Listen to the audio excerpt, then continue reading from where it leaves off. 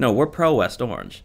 You know, in an age where you want to look for bias, yeah, that's our bias, and that always will be the case. As a community, we need to start having conversations together that matter. Who are we now? Who were we then? And who are we going to be in the future? Let's slow down to think and discuss. This is Afterthought. Hello, and thank you for watching Afterthought. My name is Austin Arthur, and this is a show where we focus on our history, our heritage, and our community. Tonight, I have two wonderful guests from our very own hometown paper, the West Orange Times and Observer. Mr. Mike Ng, who is the editor and publisher of the paper. Mike, thanks for being on the program. Thank you.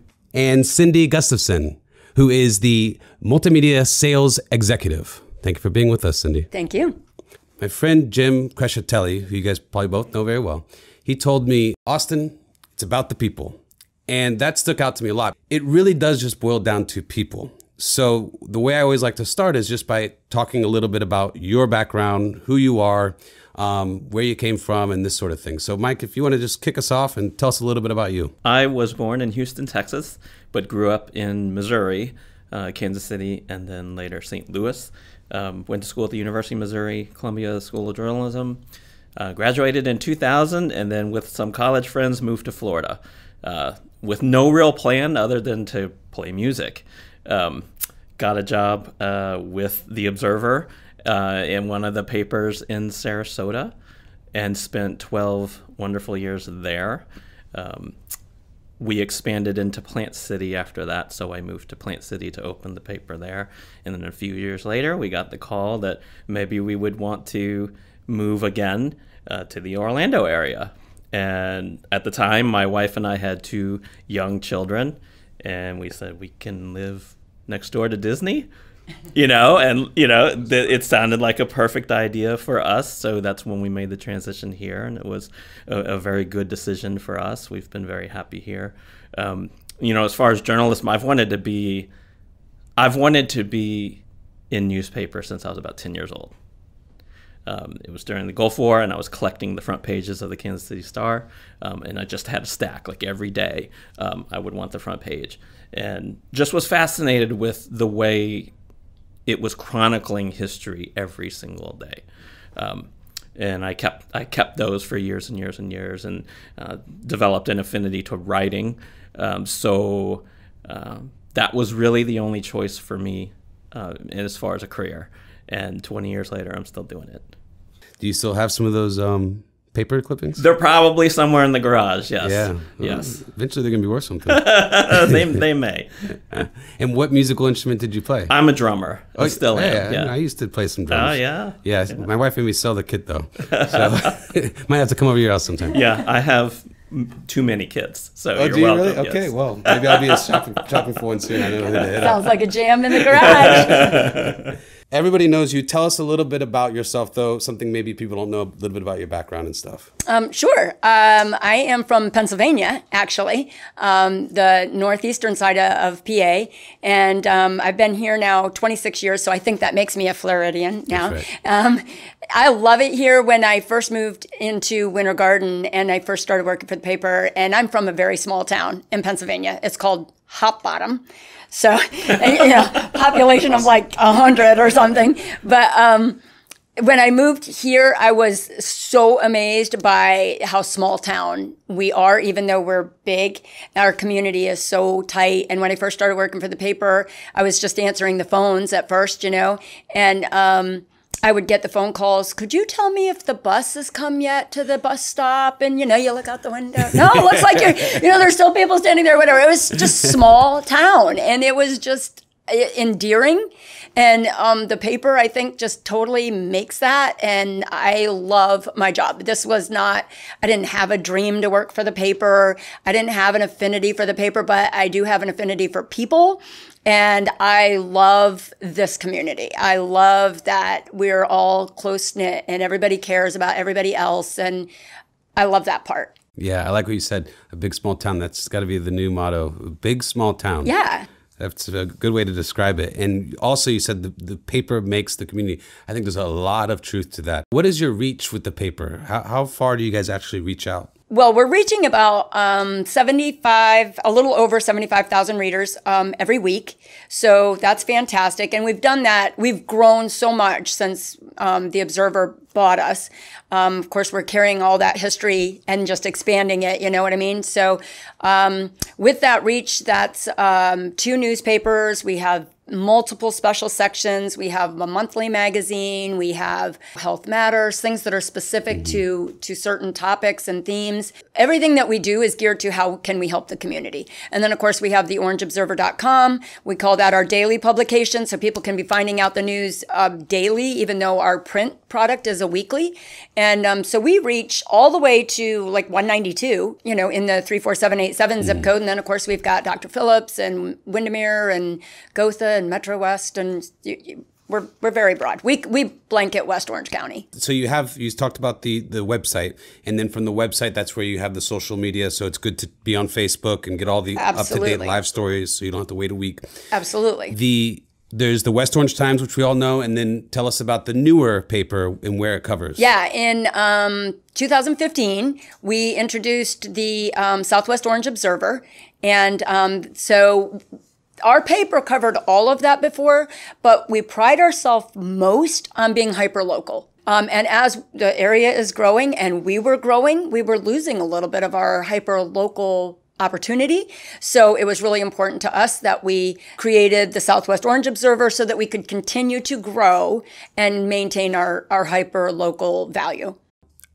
That's important. We mentioned a little bit that the newspaper is very old. Can you tell us a little bit about that, Mike? The history, just a brief history on the paper? It started in actually September 1905, so we're just passing our 115th anniversary now into our 116th year. Started with 2 gentlemen. One of them was coming off a train, and he was a printer, and he was looking for work. And the gentleman that he met said, "Well, let's start a paper." For the first paper was the Winter Garden Ricochet. It was a 4-page thing. We still have the scans of the original first edition of this paper. And it had things like who came into town and who was going on vacation. Now that's not a big small town. And the ads, were, you know, where you could get these little tiny groceries that you may need and stuff like that. And one of the things that Cyndi said earlier about people calling for the bus routes. Even in 2020, we're still getting calls like that today. You know, people asking, where do I pay my electric bill or things like that. And, you know, we don't turn them away. We try to find those answers for them because we know that's our heritage. That's what we fulfill. And so going back to those old papers and seeing what they focused on, kind of still informs what we do today, albeit a much different, larger scale, but we hope to keep that feel in what we do.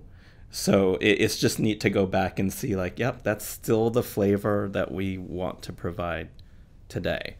You said 1904, right? 1905. 1905, okay, Yeah. So 2 years after the city got started and few years before it actually became incorporated. Yep. So you beat the incorporation of the city. Yep. That's an old paper with deep roots. And it ran through many owners and many different names, and then to arrive at what we are now. All of our editorial staff lives in West Orange. They breathe West Orange. You know, they have families in West Orange. We have kids in West Orange schools. Those are the kind of ties that we want to have with the community. We are a part of this community as well. So I think that allows us to keep that hyper-local personally, flavor. like your family, you're part of this community. We could see you at Publix, that sort of thing. We're very much, we wear that on our sleeves. That we're pro West Orange. You know, in an age where you want to look for bias, that's our bias, is that we're pro this community, and that always will be the case. So that's good. That's the importance of a local paper. You have CNN, you have Fox News, and everybody knows that you're going to turn one of those on and you're going to get a great bias on either side. It's on both. Everybody knows that at this point. But with the local paper, I loved what you said, and I hadn't heard that before. Your bias is West Orange. That's perfect. So is there a way you'd like to just sum up the mission of the paper? Yeah. Well, our mission statement is to provide our communities with extraordinary local content and to help our business partners prosper. And so on the editorial front, to provide that content, like I said, we have our staff lives here. So kind of by osmosis, we're able to, and by developing relationships with people that we see every single day or every single week, we're able to pull together stories that other outlets may not know about, may not have the roots deep enough to get to the right people, may not be trusted with a story of a sensitive nature. And so by that, we hope to be able to provide content that you can't get anywhere else, that maybe you hadn't heard about, or maybe it's celebrating something that maybe some other outlets would think is too small. And we never feel that way about our folks who live here and who read our paper. On the flip side with the advertising, we're very pro-local business. We do lots of promotion and lots of support for our mom and pops and those types of businesses, and we love working with them. We work hard to make it affordable and allow them to be able to have a pretty robust marketing campaign with us, and hopefully we can continue to build an audience that generates the traffic that they need, especially this year, to continue to operate and be successful. And that's how I actually met Cyndi, is with Gymnastics USA. First knock we got on the door, I thought it was going to be a client. I was so excited when we first signed up, it was her. She's like, you need me to get the clients. And we did great business with you guys. Can you tell us a little bit about what you do in terms of working with the businesses and some of the different ways you help out these businesses? Absolutely. I feel like it's not a job for me. I feel when I see a new business, I'm like, oh, I need to get to them and I need to see how I can help them. What do they need? Where are their holes? And how can I help them fill them? And we do, like Mike said, very much from the people who say, I have no budget. And we talk through how can we start creating a plan, because that's important. Any new business should have a budget for advertising. That's the only way they're really going to succeed. And so we talk through that, and I help them in any way I can. So if their budget ends up being, $20 a week, we find a way to make it work. And collaboration is everything, and networking is everything too. So it's not just that I go in and say, how can I help you advertise? I'm like, oh, who might be helpful? Let me tell you about so-and-so. They are kind of in that same business. They might put some flyers in their store for you and stuff like that. For me, it's really about the whole picture. It's about everybody helping everybody else. And that's why I say our community is so different, because it's not just about let me take your money. It's about how can I really help you be successful. And that's always my goal going in, is how can I help them be successful. And when they're successful, everybody's successful. Like it's just it's like the domino effect. If one is standing and standing firm, it helps everybody else stand. One falls, they all fall.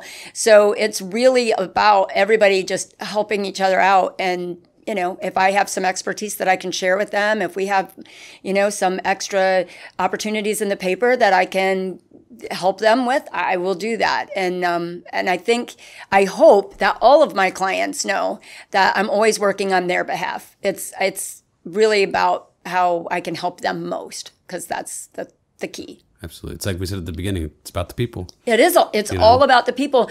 And, something piggybacking off of what Mike said just a little bit ago, I handled a lady 2 days ago that called, older woman, you can hear the shaky voice and whatever, and she hadn't gotten her paper. And so I took care of that. Like, okay, we'll get you the paper. I'm going to send it to you. No problem. I'll check on your subscription. Maybe it's lapsed. We'll call you, whatever. And then she said that her daughter had gotten a promotion and she wanted that story in the paper. So I sent it out to that editorial team, and immediately one of our team answered back and said, oh, I love that lady. I will call her. I've got this. And that's what makes us a community paper. This lady's daughter got a promotion. I mean, how great is that? They want to tell our community about it. And, that's great, because actually our readers want to know that stuff. Oh, little Susie, I remember her. She used to run down the street. That's what it's about. That's what our community wants. Right. That's that home feeling. We're home. The paper is home to a lot of people. You don't get that with the Orlando City. No, no, you don't. It's a different type of product, Right. You know, and I think if you look at journalism altogether, you know, you see, like you said, you mentioned the CNNs and the Fox News. It serves a very different purpose than we do. But even within just print, a weekly hyper-local community newspaper versus a major metro daily, it's almost apples and oranges. You know, even though they look similar at the end, the entire process of arriving at that product is very, very different. One of the things that I've been thinking about lately with what we do is it's handcrafted every single week. You know, we start over and we plan every single story, every single page. How's it going to flow? You know, we have certain folks who are expertise in sports or history or these types of things, and then, you know, as an editor, then I look at everything and try to craft a whole book that kind of gives you a little bit of everything, or has some of the, you know, really the bread and butter. You have to have your city government news. We're at every single meeting for Winter Garden, Ocoee, Windermere, Oakland. Then from there, you can branch out anywhere you want. You know, we always want a very healthy dose of bright news, of people news, of folks who maybe has gotten a promotion or something of that nature, because that's an important piece of who we are. I think as the area has grown, as Horizon West has, you know, taken root and starting to develop, you see the overall demographic becoming younger. So when we saw that, that's why we went heavier with our school news. And we started going heavier with our sports coverage, because we knew the community really would rally around things that are about the kids in the community. Right. And so I guess it was a year and a half ago, we decided we were going to start something called Observer School Zone, which has been very successful and very fun to put together, to just have dedicated pages specifically for schools, for students, for parents, for teachers. And whereas some news outlets may think, oh, I'm not going to send, you know, we're not going to send a photographer to go spend a night at the father-daughter dance. I think we probably went to 10 or 12 of them last year. Like every single one of them we wanted to get to, because what we want is when that paper comes out, that mom cuts that picture out of her husband and her daughter and puts it on the fridge, or calls and asks us for extra copies because grandma wants one. And, you know, that type of thing, which just makes, you know, that's the most satisfying thing for us, is when we get those calls and, can we get more copies because so-and-so who lives in Massachusetts wants one. Like, right. Absolutely. Yeah, I mean, when you look at newspaper clippings 100 years old, nobody's going to want in 100 years from now the debate results between Biden and Trump. They're going to want the dad with the daughter at the daughter dance from the newspaper. That's the role of a local newspaper. Right. Well, and what you said to piggyback on that, nobody wants a printout of a website. Yeah, exactly. They want the don't newsprint. Yeah. They want it's an artifact that's right. there, and you know, with something that's tangible on print, you can't change it. You can't go back and make a correction. You know, it's there forever. It's bound. It's, you know, we have an archive that goes back decades. You know, every single week, you know, we can find something that happened this time 30 years ago. We can go and look and see what was happening. And so those types of things, I think, that's what a print product will give you that nothing else can replicate. And you guys don't cover the national news, like the presidential election. You guys don't cover that, right? No, strictly hyper-local. You know, there's no wire stuff. We don't do AP. We don't supplement our content with anything outside of what our office produces. It's all local all the time. The only time you'll ever see something that's grabbing national headlines in our paper is if there's some local tie to it. If there's some reason why, maybe there's a person, A leader came through the city. either came through this, if they're stomping here, yes, we're going to be there. If there's a connection, if there's a major story, national, international story that has a Winter Garden tie, yes, we'll be on those stories. But that's the only way it's going to make its way here, is if we can tie it locally. Locally, exactly. And I think that's a lot of people want that. You hear it all the time, unplug. I got to unplug. People have a craving for that. So they need to be aware that they have a home, the West Orange Times and Observer. When you want to unplug and just think about local, think about the community, this is where you do it. Unplug from the election, unplug from all the craziness going on in the world. In our community, we have a paper. Not every community has a paper like that. Right. You live in Orlando, you're stuck with the Sentinel. So that's wonderful. I love that about our paper, and I hope more people really start to realize that, because they see the paper, they think maybe they're looking at something local, but next page I turn, it's going to be about all the craziness that happened last night that I see all over Fox News and CNN. But it's not that way. Do you guys have any competition? I kind of think, and maybe Cyndi has a different perspective from the advertising. I look at it from an audience perspective, and I think everything and anything that anyone can spend time doing, their free time doing, is a competition for us. So any app on a phone, or any of those things that people, when they're winding down, that they tend to do, that's competition for us. I don't really look at any one publication or website or anything like that as direct competitors to us. It's more that there's a lot of choices to entertain yourself, and so that's why we work really hard at trying to find the stories that we believe will entertain you, will inform you, will make you better connected with the town you live in. And hopefully we're the only place that you're going to find that. I love that you said that, because my answer is always no. We don't have any competition. So I love that thought process. But as far as, there's no other entity in this area that does what we do. There's no one else that's serving local news and credible news. Like, there are other publications that will be happy to cut and paste whatever you send, and they'll put it in, whatever. But we don't do that. Our stuff is, what we print is, we know it's right. We've got journalists that are researching and interviewing and doing. And so for me, on my side, on sales, I am happy to say, no, we don't have competition. There's nobody that does that. But I love your thought process too, because everything is a competition for time. So I get that.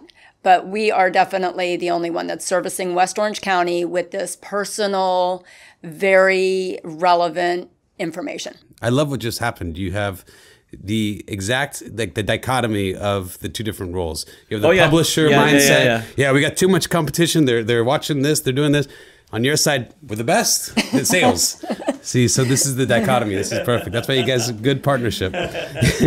Now, can you tell us a little bit about who your writers are, and just a little bit about them and what they specialize in terms of the stories that they write? And Sure. Well, we have to start with we call her our secret weapon.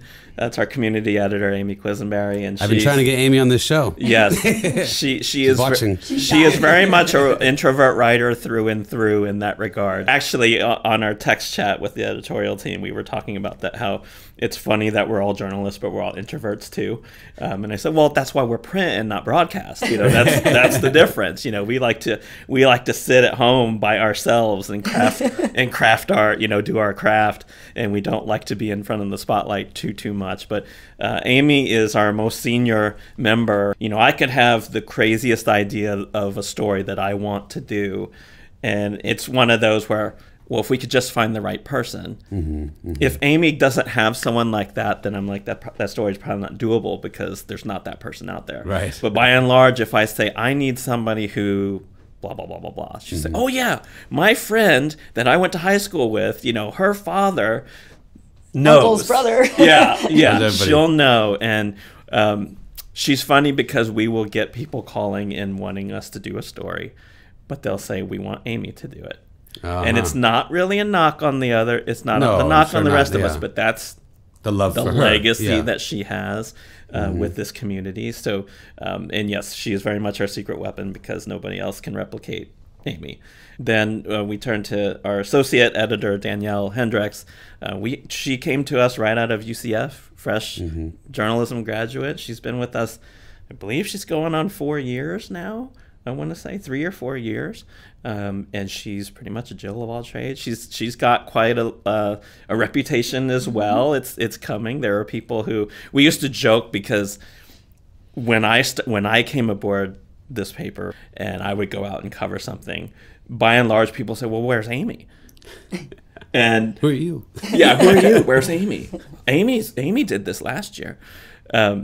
But Danielle has a few places where Amy has gone, and they've said, "Well, where's Danielle?" Yeah, Danielle's great. Danielle did a piece for us. Yes. Nastia Lukin came to the gym, Gymnastics USA, and she came over. Yeah. She was awesome. Yeah, when Nastia Lukin came here, that's big news for us. Like, that's like, wow, this is awesome, that we get to go and shoot photos of her here in Winter Garden. It's awesome for her, too. She came to the best city in the country. Yeah, absolutely. Absolutely.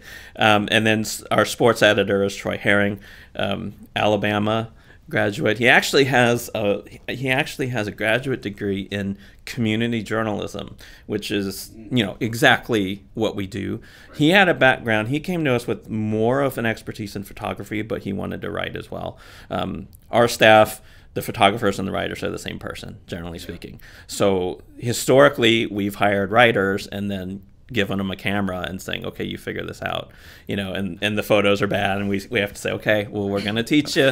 We're going to go and we're going to practice and do Here's these a YouTube tutorial for you." Yes, that's the new way, anyhow. And now, with Troy, it was like his photos are so great, and now we just we sharpen up the writing, and now we have an awesome award-winning photographer. I think he's won awards for his photography every single year he's been with us. As sports editor for 2 years now, he's won best sports section in the state of Florida for 2 years in a row. That's so amazing. He's undefeated. And again, what I think is similar in all three of them is that people start to gravitate toward them because of their personality and because of their trustworthiness, and the way they handle their stories, the way that they can help make people feel when they're being interviewed, even after the fact, the customer service aspect that they provide. But really, for them, it's mostly about how they represent us, how they treat the community, how they treat the people that they're around. They see the value of doing a whole front page feature on the Garden Theater reopening. And understand why that's front page news. And you don't have to constantly have that discussion about those types of decisions. Right. They understand the community, the history, the heritage. Very important. And you guys keep it alive that way too. Right. It's like, we have so many people. You've talked about how Winter Garden is expanded so much from the first edition of the newspaper documenting that somebody came into the town. Well, we won't document that now because we have millions coming into the town all the time, coming to the mall, coming to our beautiful downtown Winter Garden. So not only are they coming to visit, but they're coming to live. Right. We're just growing the population like crazy. We don't want to become the city of Orlando. The city of Orlando is beautiful. The city of Orlando is wonderful, has wonderful people, but it's not Winter Garden. It's not West Orange. It's very different. So we have to keep that history and our heritage alive. And your newspaper does that so well. It keeps the pulse of our heritage from the beginning, from the early 1900s all the way through. Right. So that's just a tremendous thing, and it does so much value for our community. How does somebody, if they want their story covered, whatever their story might be, just Miss Smith down the road there, how does she get the opportunity? How does she get, to you guys to say, hey, this is happening? What would she do? Any way she wants. She can do something as simple as giving us a phone call, emailing any one of us. It doesn't really matter who. It'll get to the right person. A lot of times folks, if they have relationships already with one of our reporters, they call them directly, or maybe it's one of our ad execs that they call and say, "Oh, I have such and such going on. Can you let the editorial team know?" Facebook, we get quite a few requests through our Facebook page. And they'll just say, "Hey, do you know about this?" We're also scouring all the time for ideas. So it kind of works both ways. So you guys are scouring the area looking for stuff. They could go on the website. They could go on the Facebook. You got your phone numbers on the website. If they're not already connected with somebody, they could do it that way. They could look at the phone numbers. But they could also just knock on the door and walk right in, right? Sure. So you guys were located in one location for a while. Where are you now? We are across from Beckemeyer Farms on Story Road. So our address is actually Garden Commerce Parkway because you have to turn on that and then weave around. So you're in between the buildings and Story Road. But most people know Story Road. That's very much of a landmark. So people know. And Beckemeyer Farms is right there. West Orange Technical College, which is now Orange Technical College, is kitty corner from us. So those are good landmarks that I can tell. And you can know where our office is because we have the big red newsstand boxes outside. So that's us. And yeah, they can knock on the door. Also, we're in the community all the time, not just the editorial team, but our sales team. And we're involved in community things like we're at Rotary and we're at the Women Build and, Habitat for Humanity. And so we take those initiatives seriously and we participate in those. And a lot of stories come from that too. You're working side by side with somebody or, at Rotary, we're very much about, helping the community. So things come up and I can bring them back and say, hey, Mike, I found this out at Rotary today. And, it ends up being a story. So many ways, organic ways that the news gets to us too. We've talked a lot about the newspaper and its primary object, but there's a lot else that you're involved with. The Rotary Club you briefly just mentioned, Habitat for Humanity. Can you tell us a little bit about those involvements? What are those about and how are you guys involved? The paper as a whole, The Observer, I just want to say how proud I am to be working for The Observer, especially through COVID, because and I get pretty emotional when I talk about this, but when COVID first hit, I was just like, oh my goodness, like, how are we going to do this? And The Observer really stepped up and said, we are going to help our community. We are not going to stand by and let this happen and let things fall apart. So we did just an amazing amount of things by buy one, get one frees and just a lot of opportunities for people who were struggling and needed to get the word out of how they were adjusting, what their safety precautions were, the different, you can curbside pickup, you can, just all these things that were really important for them. We did a whole restaurant listing. So all of our restaurants had listings for free. How could you get their food? What was the curbside, situation? I have to tell you, that just made my heart so proud because they really stepped up. So community is just incredibly important all the way around as our, as our mission. So being involved in Rotary and, Habitat for Humanity and other initiatives that we do are terribly important to us. Rotary is just so important. These people are the leaders in our community that want to give back. We do service projects. We do a lot of fundraising. And then that money goes into our community. And it's amazing what we do. In the last 3 years in Rotary, we've raised over $100,000 and pushed that money back out into our community. Wow. That's why we're involved in Rotary, because Rotary makes a difference and we make a difference, and that's a good alignment for us. Same thing with Habitat for Humanity. We've been involved, Amy was involved before I was, and then I have come on board and I've done several builds now with them. And this year, the Observer teams raised over $13,000 ourselves, just the Observer team. Right. So fantastic opportunity for us to give back again. And, Matt Walsh personally, that's the owner of our company, he personally made a donation because he believes in community. And I just thought that was amazing. And I know I've aligned myself with the right company for my heart because my heart's all about the community. And I love that I found, the right place to align that. Yeah, that's so great to know that the paper is not just a communication piece. It's really actually involved here on the front lines with our community. We also do, we have a Reading Reindeer project that we do every year. Mm-hmm. And so that's a big initiative. It's a book drive. We collect new books and then we distribute them to those who are less fortunate. And entities like the police departments, they give out books to their connections where they know where they're needed. And so we collect and provide to them. But, if there's a a need that's out there that maybe we don't know so much. Christian Service Center, I think, is one that we give to. Edgewood Children's Ranch, those types of things. Those are great opportunities for us to give those back. So if there's a need, we want to know that as well. Tell us a little bit about the holiday guide. That's a great one. We actually, for our advertisers, I ask them, do you want to send out a Christmas card to everybody? This is where to do it. Put it in the paper. Tell everybody happy holidays. We're glad we're patrons this year. Come see us next year. Whatever that message is, that happy holidays and feel good messages. So it's kind of that also for advertisers. We want them to think of it that way. It's also a great, we put it out just before Black Friday because we know people are looking like, where am I going to go and what am I going to do? So this is a great opportunity for them to go through it in time. They've got time that week beforehand to go through and make their plans on how they're going to shop and what they're going to do, and maybe get some great ideas, because we try to always pick not just your common thing, but, plant seeds of thought on, how you could do something different for someone for Christmas this year, that type of thing. And then also feeding the readers with information on where they can go and what they can, how they can help the community, shop local. And there's so many people that just don't realize that. Before I worked for the paper, I'm a live in the moment kind of person. Oh, we're here. Yeah, I'll pick something up.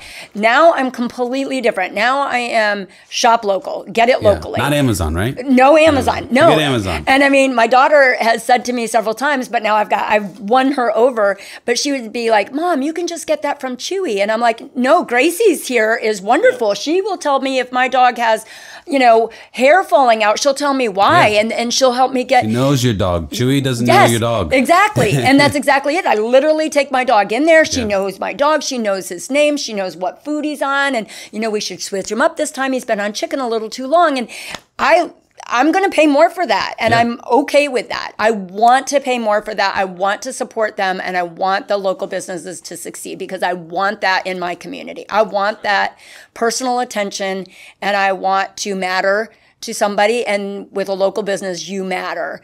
Winter Garden feed. Yeah. Every single time I go in there, can I take this to your car for you? Can I put this in your car for you? And yeah, I'll pay more money for that. Yeah, absolutely. Every because day I of the want week. that. I want that in our hometown. And they call you by your first exactly. name. They when know you. Go in you. there. They know your dog. Yeah. They know. Yes, absolutely. You get direct value just from the personal, connection and this sort of recognition and stuff like this. But you also, it's like you said earlier, the domino effect. You help support one business, it's going to help the other business survive. It's to help our local tiny economy. We have to support it. Now, does the holiday guide, does it also do anything for like potential events coming up, like holiday events for people to be aware of? Yeah, in the past, that's been the real key to that, is a very extensive holiday calendar, because there's so many events, and our folks want to know where they can see the best lights, where they can go and see snow, even in Florida and stuff like that. So any events that are happening this year, yes, that they will be featured in that's there. where they That'll can go. be your, you can keep it and hold it and have it on your coffee table for the entire holiday season, and we'll have it chronological and by area. So if you want to know Winter Garden's calendar, it'll be there. If you want to know what Akoe's doing, it'll be there. All West Orange, though. All West Orange, yeah. So sometimes with that calendar, sometimes we have branched out a little farther. If it's just major. Yeah, if it's major stuff, we'll let them know, because we think families may, they may take a trip over to Winter Park. Sure, of course. If they want to go do some big event over there. So, but yeah, it's always. The focus is always Winter Garden, Akoe, Windermere. So people need to know that. That's where they need to look for their planning for the holiday season. Don't try to Google it. You're going to end up in crazy places. It's going to be a disaster. You got to go get the guide, and that's how you make your plans. So finally, just do you have any standout stories over the years that either of you want to kind of highlight or talk about? That the one that I think will forever stand out is we have to go back to Amy and give her this one. I think it was about a year and a half ago. She found a story of this young couple who wanted to adopt a baby, and they were going to go about it through kind of an unconventional means. And I think it was almost like they were saying to the world, like, we want to adopt, and they weren't going through an agency or anything like that, but that's in their hearts, and they prayed about it. This is what they wanted to do, and so we wrote a story just about them and some of the things they had been through to get to that point and stuff like that. And they had a nursery set up. They had everything. They were ready to welcome someone into their family. We wrote a story. I think a couple weeks went by, and we found out that through our story, someone who was looking for adoptive parents found them. Okay. And the adoption went through, and now they have that baby. And so I think it was about a year later, we did the story of the family complete. And so we had the 2 front pages where one was a picture of them with the crib in the nursery, waiting, with no wanting. baby. And then we did kind of the same pose, but with the baby now. Wow. I've been doing this for 20 years now, and hands down, that is the coolest thing. There have been some stories, I've covered lots and lots of things, but that's why I have no interest in national or international or larger scale. There's why would you do that when you can do this? Yeah. That's a beautiful story. Wow. And the great thing is, when I go downtown to Tanner Hall at night to watch the sunset, there's the Fragas and their baby on the golf cart, So that's why the community is so cool, because it's that. That's beautiful. Wow. I just really appreciate you guys, taking the time to sit down with me and let the folks know a little bit more about the paper. Everybody loves the paper, but it's nice to see who's behind the paper a little bit more, what goes on behind the scenes. How can people subscribe to the paper if they're not already, if they don't already get it? How can they get more access? OrangeObserver.com. You can subscribe to one or both of our papers. Very easy, very simple, very affordable. You also can find us in any of our aforementioned red racks everywhere throughout town. There might be wire racks also throughout in some of the coffee shops and stuff. If we're inside, it'll be on a wire rack. We're also in Publix and Walgreens and different gas stations. So we're pretty available. If you do want that subscription right to your mailbox, though, easily done through our website. It's $40 for a year. That's it. Wow. That's it. That's $40. A lot of value they're getting for $40. Yeah. That's amazing. Yeah. And then please connect with us on Facebook. Our Facebook page is really very active. Yeah, it's terrific. We're posting there all the time, and we're hopefully we have mostly civil discussion in the comments, and we try to look at that and make sure that everything is going the way it should, and there's not too much. We don't really have to deal with a lot of vitriol, but. Well, I have to tell you, I don't know if you know about this, but yesterday I got a notification on my little Facebook, and I got top fan or something, some badge like this for your Facebook page. I don't know if that was a manual thing that was done, or if I've just been a good heart and comment fan. And like, and so thank you. I feel very cool that I never knew I'd get a badge on Facebook. I think that must have been one of Zuckerberg's minions in there. Turn that button on for you. Yes, but, hey, I got a little hookup on the Facebook. I love that we have top fans. I didn't know we were doing that. I think that's what the badge was called, but I was ecstatic. I'm like, oh, wow, wait till Cyndi finds out about this. My new favorite person. So thank you guys. Thank you for what you do for our community. Oh, same to you. These episodes have been really fascinating, and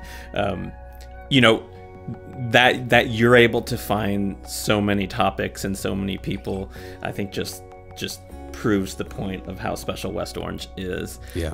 We know it because we publish a newspaper, but the fact that you can have a video long format show that has no shortage of subject matter. Right. Winter Garden's awesome because it can do that. And that's what we need to do. We need to keep it alive and keep our heritage and our history, focus on our community. Thank you guys. It's been a pleasure. Thank you. That's Talk awesome. soon.